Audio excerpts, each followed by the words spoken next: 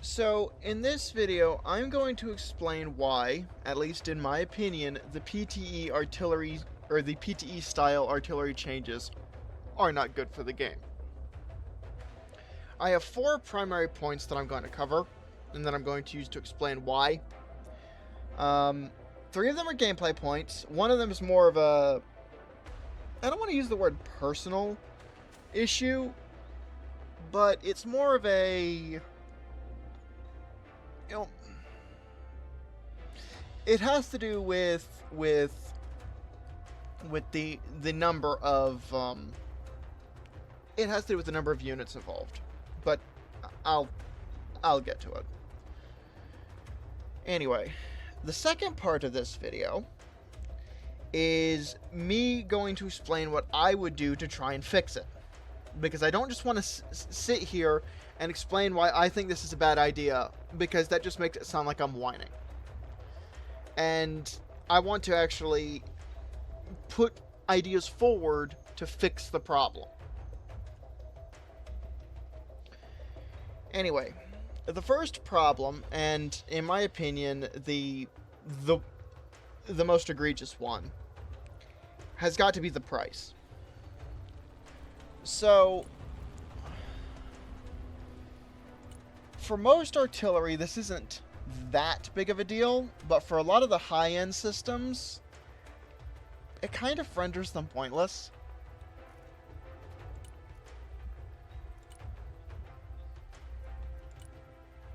Because, here's the thing.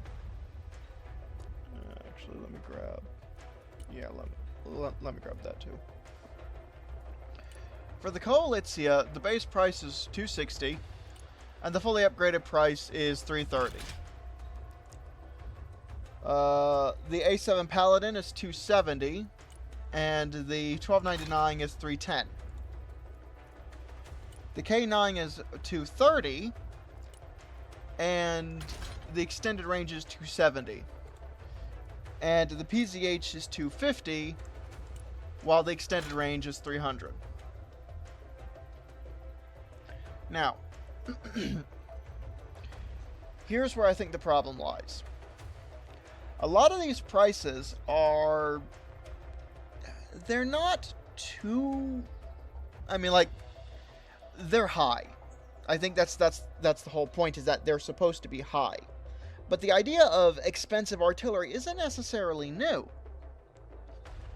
And some of these prices aren't that bad when you think about the M270s or the Tornado S/Smirch. But here's the reason why, at least in my opinion, the Tornado S, or the Smirch/Tornado S, and the M270s get a pass for being very expensive.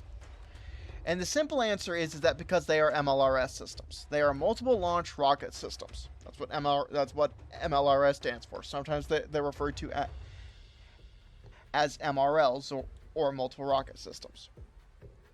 And the naming doesn't really matter. What matters is that a Tornado S is going to take 12 pretty large rockets with a lot of damage and a large blast radius, and it's going to fire them onto an area in quick succession. At the same end, the M270A1 and the M270A2 are pretty much going to do the exact same thing as well. The only difference is that their rockets don't hit quite as hard. For me, it makes sense why these things are 250 points plus. But I have a very, very hard time justifying why a tube artillery system needs to be that expensive. Now, and honestly, the problem for tube artillery systems doesn't just extend beyond price. Okay?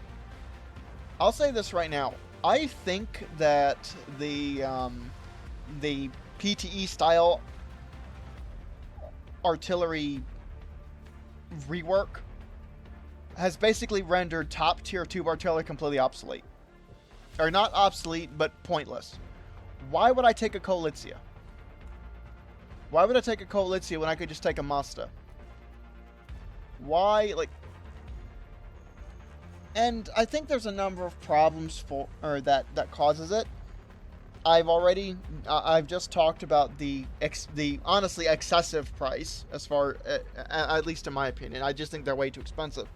But then think about it. Okay, this thing can fire 3 shells at most in a single fire mission. This is firing 3 shells at most in a single fire mission.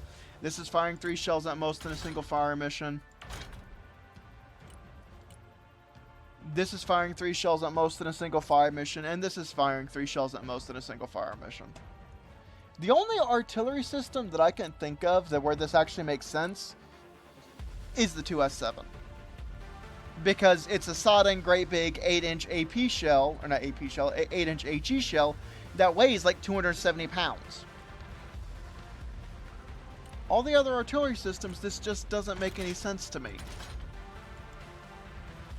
And looking at the 2S4 here, I will add that it also makes sense to me here because, again, this is a 9.4-inch mortar. It is firing a massive shell, so that does make sense. But for the 2S4 and the 2S7, those are the only systems where it actually makes sense to have a gun that is firing that many shells. So you have to wait 16 to 20 seconds for a Koalitzia to fire 3 rounds that it can fire in 8 seconds.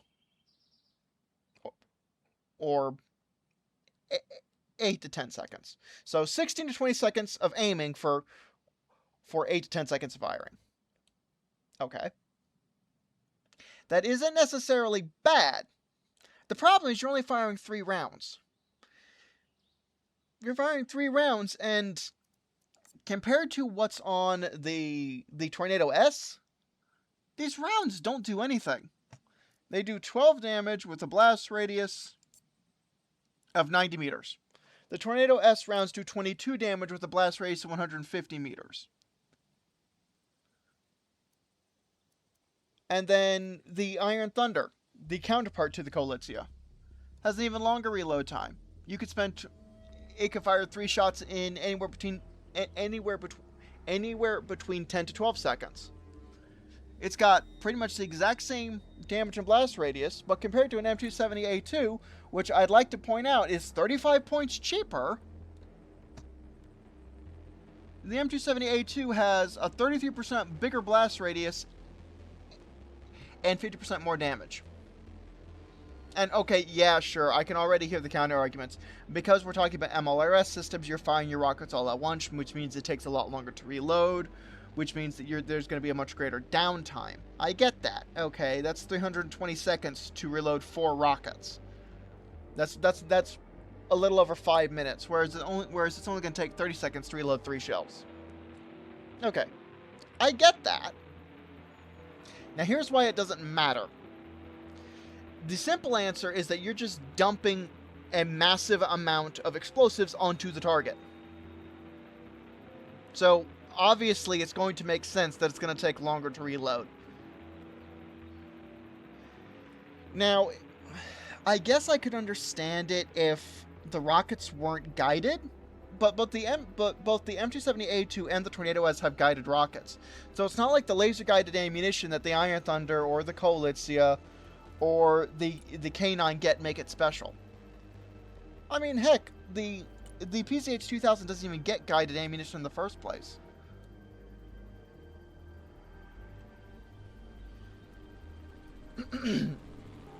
So, my issue with the high-end artillery systems in general, just, there's no point in them. There really is no point.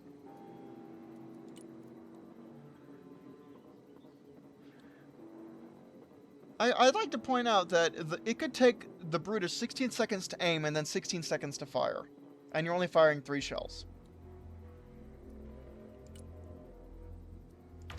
And this thing comes in at 250 points with the guided rounds. Now, that's not too bad, I will admit. But anything above 250 points for a single tube artillery system really just makes me ask why. If you remember, I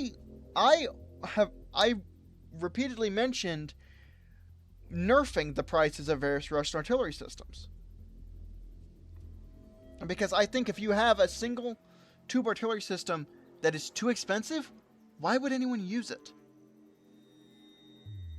And okay, yeah, sure, you can argue, but I don't have any rocket artillery systems in the spec. Okay, well, not every spec is supposed to have everything. I just much rather use the points for something else. I mean, think about it, okay? A single Iron Thunder is 310 points.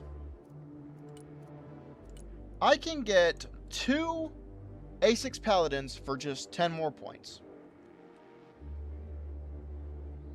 And okay, yeah, sure, the A6 Paladin doesn't fire as fast. It doesn't have nearly as many as many guided rounds. It doesn't shoot as far. But is that really going to be that big of a downside?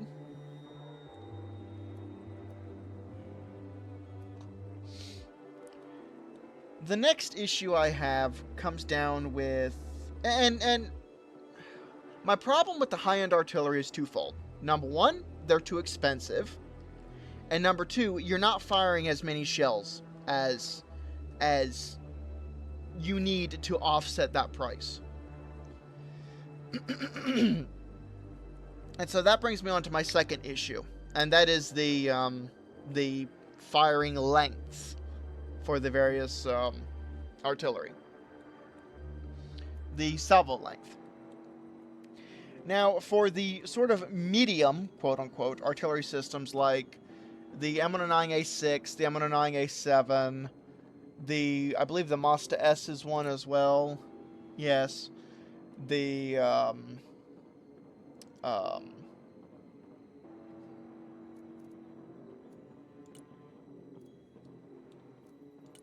2S5. Yes. The 2S5. For those, and there's a couple of other systems. Almost certainly. I'm not thinking of them right now.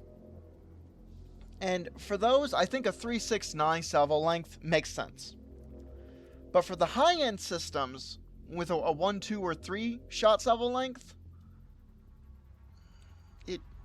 I don't know. It doesn't make any sense to me. And then you have the other end of the spectrum.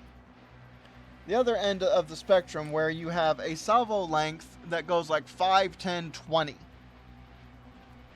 Or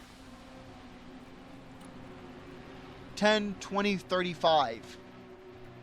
Or if I can find the Striker SPH, which I know is a particularly egregious example of this, 14, 28, and 56.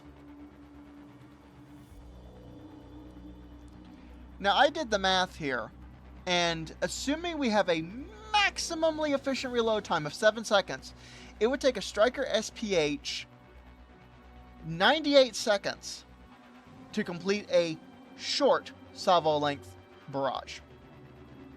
98 seconds. At what point are you going to need to fire that many rounds for that length of time?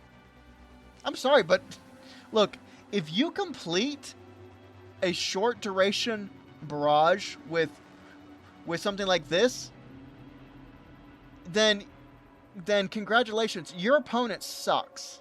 Because there is no reason you should not have been counter-batteried in that time. None. So, enjoy your free win, I guess, because your opponent is terrible. But it's not necessary. Really, it's not. Why? Like, everything else on this list, or everything else that they've done for most of the things that the developer's done in this game, I can understand it. I understand why they made artillery expensive. I understand why they've reduced the salvo size for the high-end artillery. I don't understand this. What is the point of making the salvo length so long? I mean, I guess you could use it as suppression, but it makes no sense to me.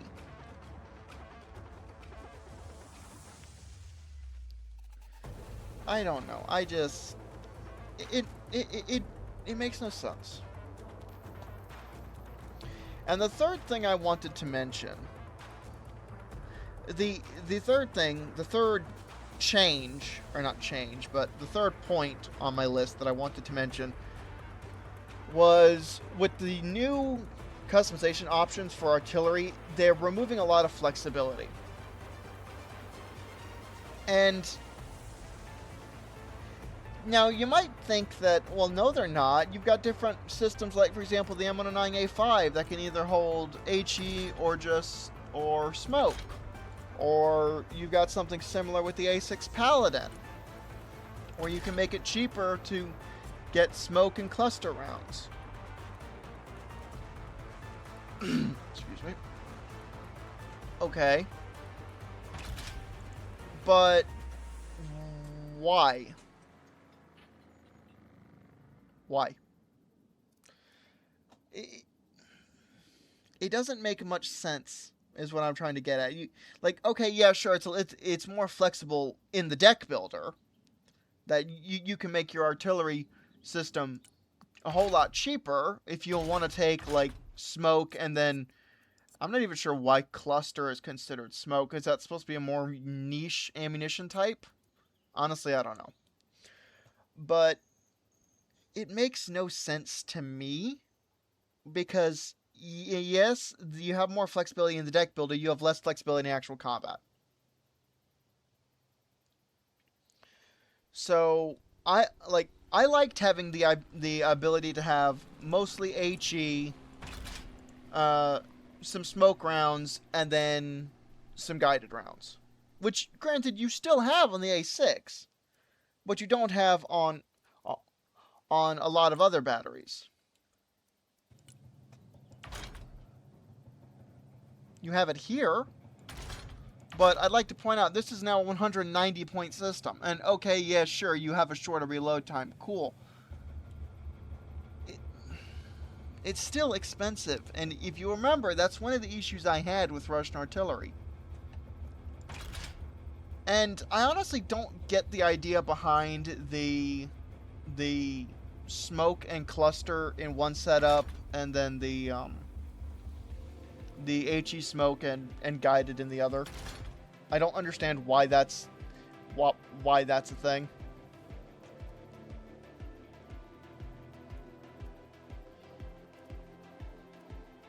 So,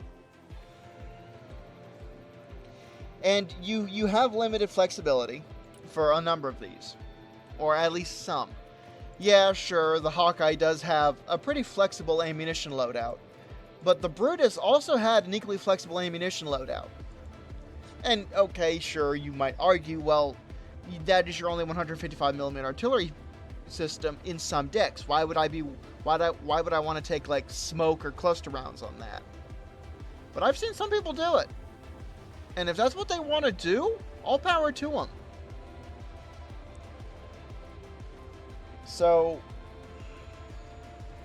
and honestly, I can't remember the M109 A5's ammunition load. I can't remember how that was configured. I think it was configured akin to this, but honestly, I don't remember. The point I'm trying to get at, though, is that it feels like a downgrade in pretty much every aspect. You've got more... You have a higher price to pay for each artillery system. The high-end artillery systems are basically pointless because of that and just the weird salvo lengths. And then the ammunition customization is just... It doesn't make much sense to me. Then those are the three primary reasons. Well, I say the ammunition customization doesn't make much sense to me, and that makes it sound like I don't like it because I don't like it. What I mean is I don't see how that could be all that useful. Because honestly, between the two, in between having something like this and something like this, which one are you realistically going to pick? If I'm bringing a tube artillery system, I'm not bringing it for smoke. If I want to lay a smoke screen, I'm going to use a mortar. And I don't get why the game is treating cluster as more of a niche ammunition type. Yes, it's not all that effective in buildings, but it is very useful against armored vehicles. And in a way, I kind of think that's the problem. Because as much as I would love to see more artillery systems actually get the Copperhead as a dedicated anti-tank guided shell, because fun fact, a Copperhead can kill a T-14 in 2 shots. An Excalibur needs 6. And I know this because I have actively tested it. A Copperhead is able to kill even the toughest tank in the game, at least the tank with the toughest top armor in the game, in 2 shots. An Excalibur needs 6 to kill a T-14, and it needs 3 to kill a Set V3. I have actively tested this. So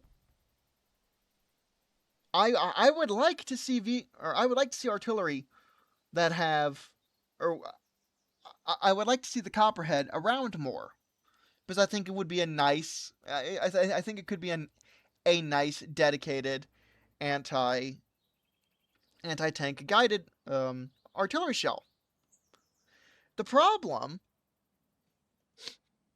is that if the target has remained spotted for 16 to 20 seconds, and then still stay spotted long enough for the shell to actually reach it in flight, I honestly think there's more efficient ways to kill it in that time. That, or it's not that big of a deal. And I feel like Cluster is kind of in the same boat, because yeah, Cluster is effective against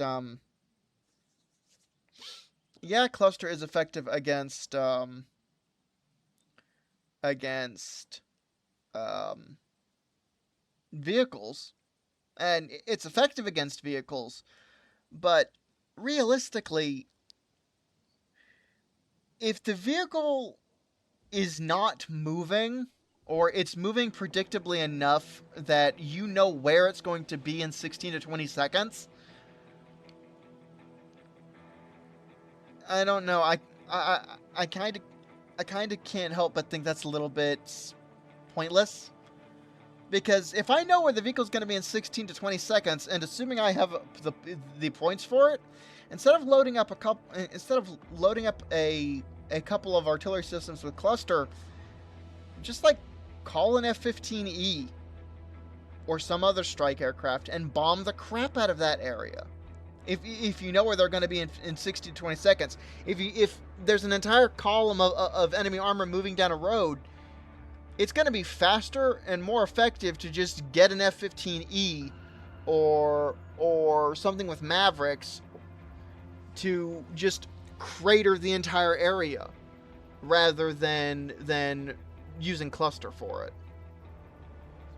And I don't understand why they're dumping smoke and cluster into the same customization option and then making it significantly cheaper.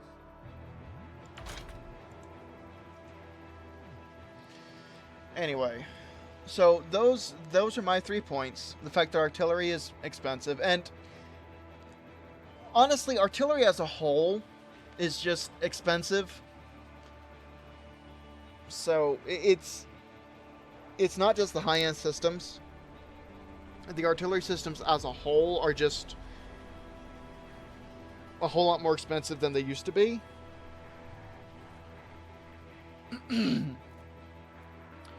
And I don't understand exactly why. Like, okay, I do kind of get it for the high-end systems. But why is the 2S5 190 points? this is like, what is it, 150 prior to this? 150 was fine.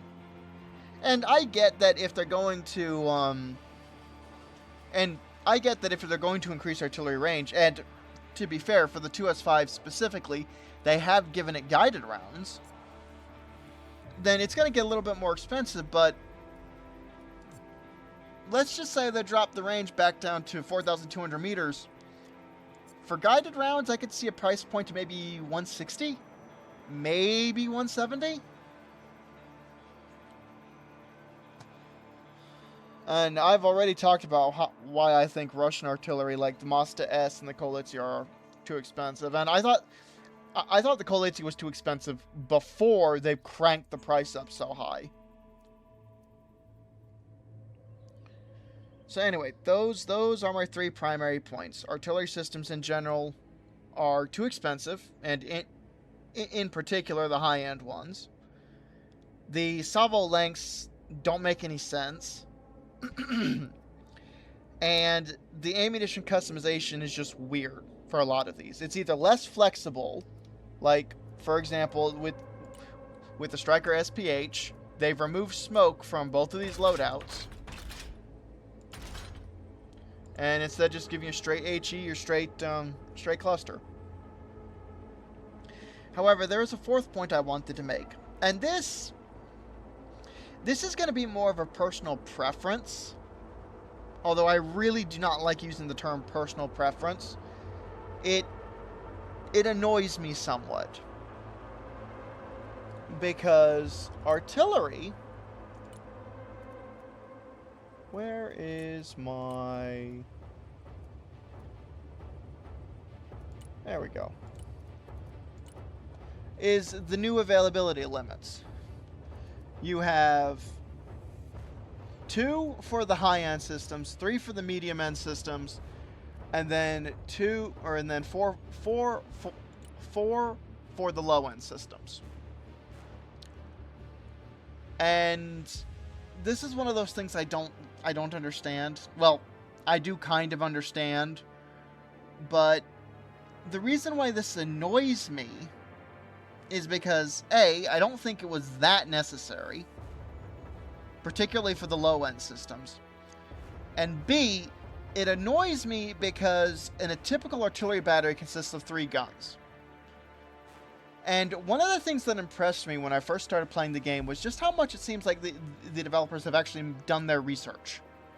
Because most artillery was split between... It was either... Like, their availability was either limited to 3 or 6. So you could either have 1 battery or 2 batteries.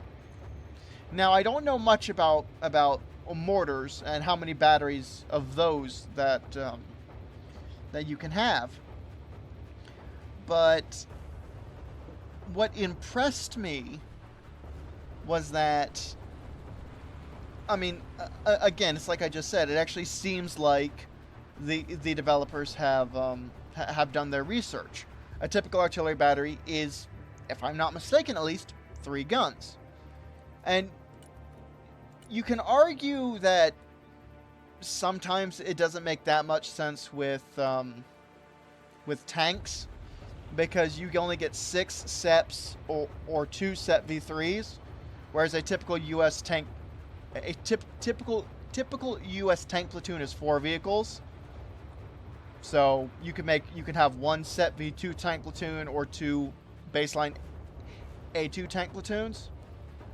But I think this was done more for balance, which you can argue is exactly why they've limited for artillery. This is why I say that it's more of a personal preference. Now, I don't want to harp on that point too much. That's just one of the things that sort of annoys me.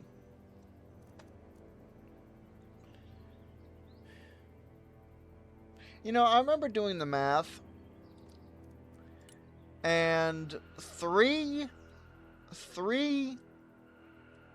160-point A7s are cheaper than 2 270-point A7s.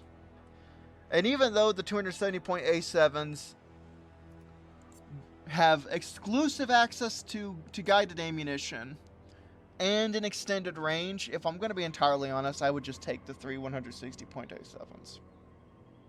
Really, I would. Actually, that's a point.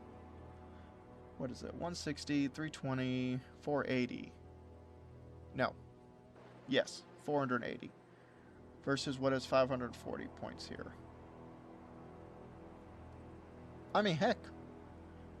3 180.87s would be the same price as 2 270.87s. And honestly, I could still consider that to be a better deal because at least you get one more gun. Now, for the next part of this video, I'm going to explain how I personally would fix what I see as the problems with the current artillery system. And this, honestly, this is going to sound a lot like armchair quarterbacking. And I guess that's pretty much what it is. But I don't just want to leave this video right there. I want to actually explain, like,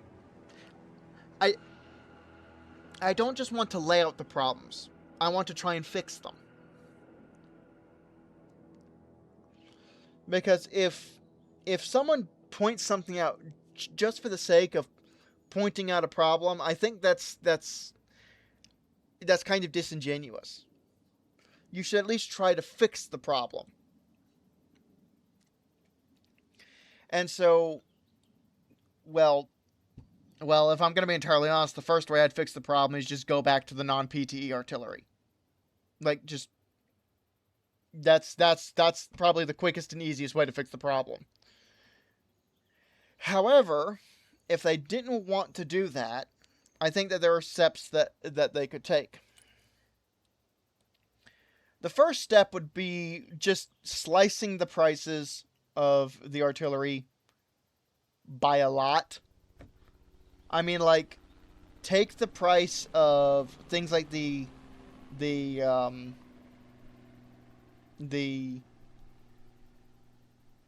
Kolizia and just shave 100 points off of the fully upgraded price.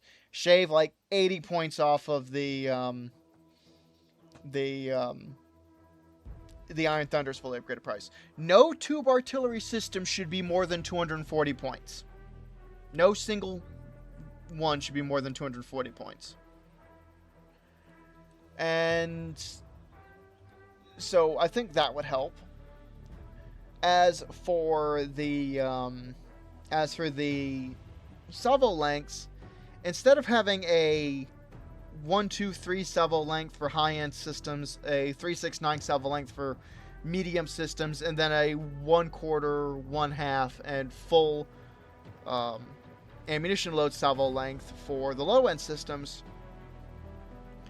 For the high-end systems, maybe have something like a 2-4-6 salvo length. So you're firing at most 6 rounds, but you're still able to take advantage. Like, you're not firing a whole lot of ammunition, but you're still able to take advantage of these short reload times that make systems like the Kolizia and the PZH-2000 so notable. And I'd like to point out that the reload times on the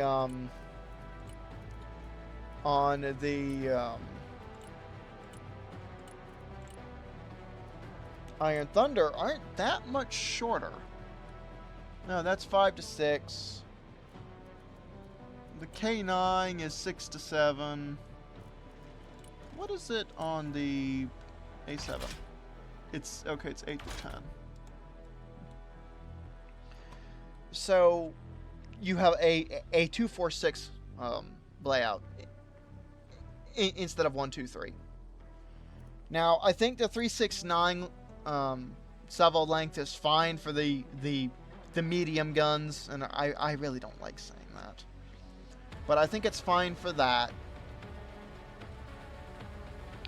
But for the smaller batteries, the likes of the Hawkeyes or the Striker MWS, or not MWS, the Striker SPH, the 2S3, the 2S1, the Bereg, instead of that, And honestly, I think this is the most reasonable of the lot, because where's the Bereg?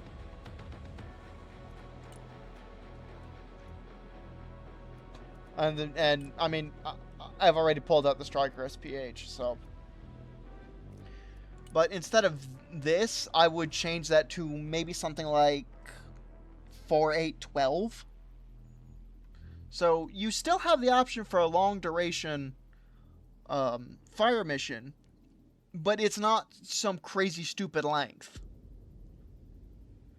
And well, I mean, even 8 rounds, assuming we're talking about 2 or 3 guns firing at once, even 8 rounds should be sufficient to at least saturate an area. So yeah, I think 4-8-12 would probably be good. Maybe 12 rounds if you want to try and deny an area. So shell it and then make sure the enemy doesn't just run back in and occupy the positions that you just finished shelling. So I don't know, just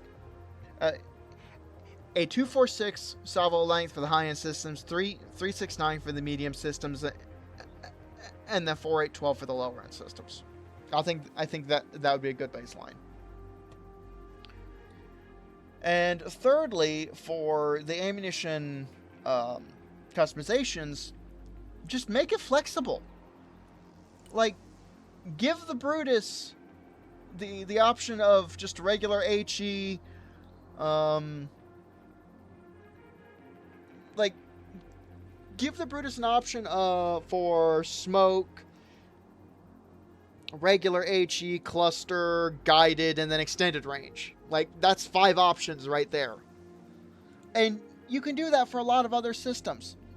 Like, for the Striker SPH, give it its smoke rounds back, but give us the option of swapping between maybe conventional HE, cluster, and then extended range. I think the Hawkeye should be the pattern going forward. Or at least should serve as a point which you can work off of. For example, the A6. Okay, if you want to mostly smoke ammunition load, that's fine.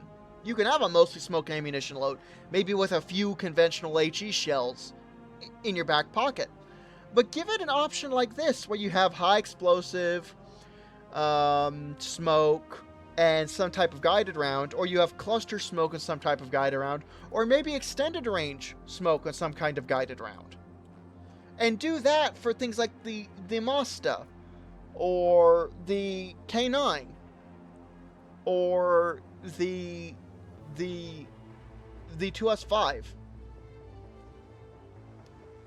So, and it doesn't just need to be limited to that. You could give the Coalitia a similar treatment. And heck, even give the PZH a similar treatment. If I'm not mistaken, when this thing, when the Baltic Battalion Specialization went live, the only thing this had was just basic HE and cluster. I don't even know if it had smoke. So you could do that to make it more flexible. And then the next thing I would do, and again, this is personal preference, is I would bring the availabilities back up to multiples of 3.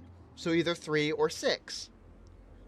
Because if memory serves, the only artillery systems in the game that actually had an availability of 6 were the Hawkeye, the 2S1, the 2S3, and the Mazda S. And of those 4, the only one that I could actually see lowering it down to 3 would probably be the Mazda S. Because that is a long-barreled 152mm gun system that can shoot out to 300 or to 3,800 meters, at least prior to the range buff that all of these artillery systems got. So I can see it. I can see why they would I could see why they would drop the availability for that down to 3. But with everything else, it's a relatively short-range system, and the only other one that has a big gun is the 2S3. So, and for that matter, where is the 2S3? Does the 2S3 use a different... It uses a 2A33. I'm genuinely curious if the 2A33 can use the same type of shells that later guns, like the 2A64, use. Because if having 6 of these things blasting away is too much, then maybe give them a damage nerf. Instead of having 12 damage and a 90-meter blast radius, drop it down to like 10 damage and maybe a 70-meter blast radius.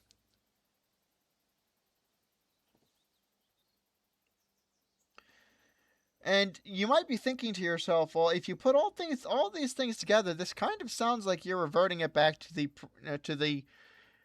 pre-PTE artillery changes. And, well, yeah, that's not necessarily the point, but yeah, because I think the pre-PTE artillery, I think the way the PTE or the way the artillery system worked prior to the PTE worked better. I genuinely do. And I know there was problems. I'm not trying to say there aren't. And I'll be the first one to say, I don't have any multiplayer experience. So maybe there's problems that I don't know. Maybe I haven't been on the receiving end of endless amounts of artillery. Excuse me. So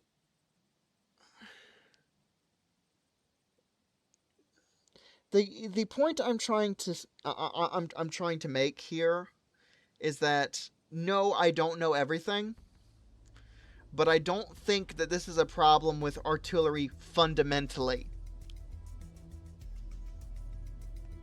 I don't know, maybe they should introduce a system where you can put X number of units in your deck, but you can only bring Y number of them on the map at any given time.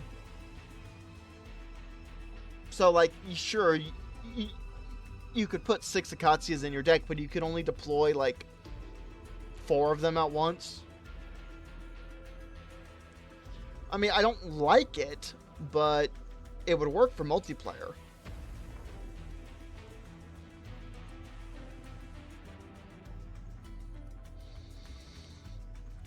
I remember on the PTE, prior to making my video where I summed up all of the things, where I summed up my general thoughts about the PTE, they had this thing, like, it was like right here, it was like one of these, where you could give feedback and just your thoughts in general.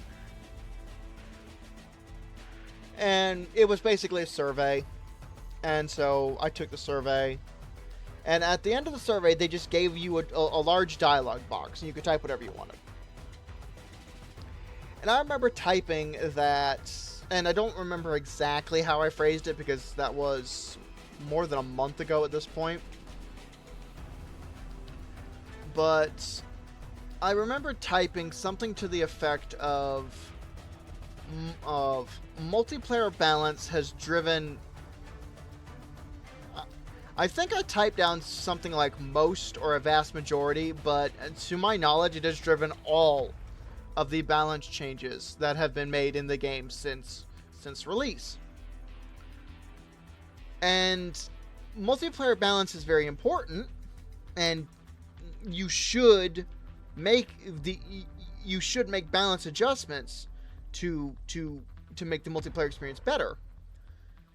But for players who don't care about multiplayer like I do, and I know that there's a number of other players who don't,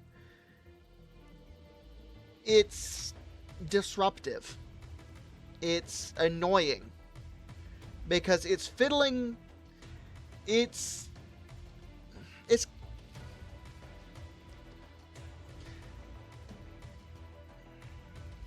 Okay, at the risk of using an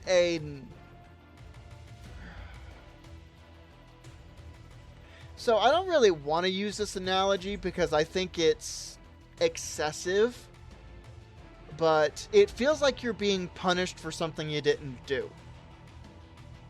That's honestly what it feels like. Like, I like artillery. I like artillery. And I don't play multiplayer. And the artillery changes have effectively neutered artillery. So why should I, someone who does not care about multiplayer, be punished for something I don't care about? And I know there's a whole lot of I's and me's and blah, blah, blah, blah, blah. But I think my point stands. There are people who do not care about multiplayer. Now, the game is still very multiplayer-centric. Apparently, Face It, the guys that they have...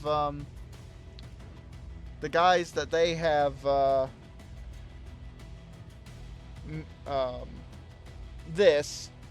Apparently, Face It is responsible for doing a lot of the oversight slash organization and coordination for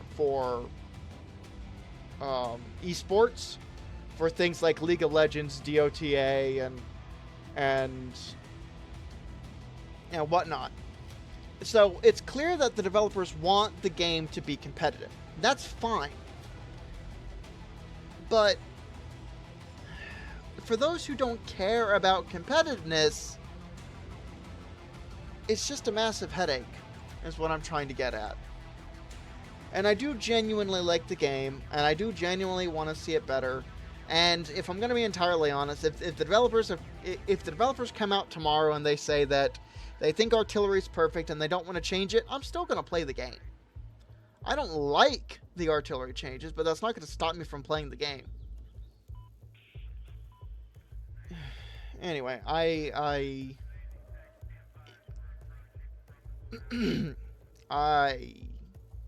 don't think the artillery changes are good. And I said it before, and I'll say it again. I hope one thing that the developers do is they come back and they release a patch that brings back some of the non-PTE changes. I mean, there was a Patreon post that came out today, and I would show it, but I don't want to cause any issues for showing it. The Patreon's only $1, so it's not that big of a deal anyways. But they said in the Patreon post that they are working on the next update, so hopefully that will come out soon. But I genuinely just want them to just take... You know what I really want? I want the anniversary update to come back. I want the anniversary update to come back, and the only change being that they've just removed the infinite supply. Because I think the anniversary update was pretty much perfect. The only problem with it was the unlimited supply weirdness. And, you know, if you do bring the old artillery systems back, I don't mind if they make balance changes to them. If they adjust the prices, maybe they adjust some of the ammunition loadouts. Not to such a drastic extent as they did here, but they adjust them somewhat. And I don't know. I think that if they did that, it would just generally be better. And I'm not opposed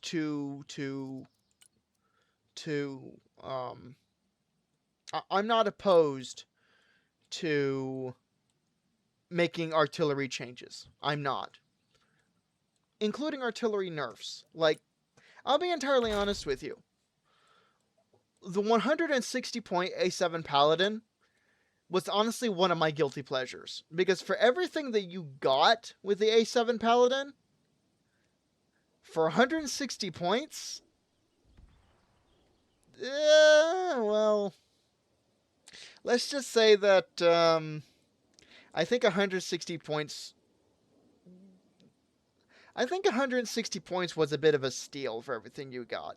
And honestly, I wouldn't see the price go up to like 180.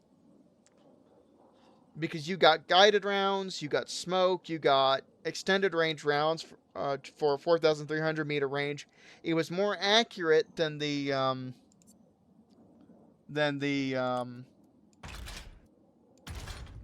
it was more accurate than the A6 Paladin, and it was only 20 points more expensive.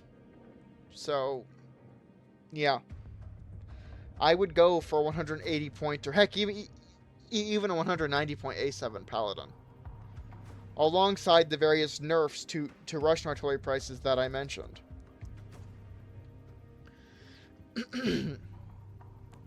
But anyway, I've said my piece. I've explained why, at least in my opinion, I do not think the P2E artillery is good for the game. I explained what I would do to try and fix it. And honestly, what I would do is dump the P2E artillery system, or the P2E style artillery in general, bring back the original way artillery was, and then work from there. Because I honestly think that you're going to have fewer changes to make if you did that. But anyway, I have said my piece about that.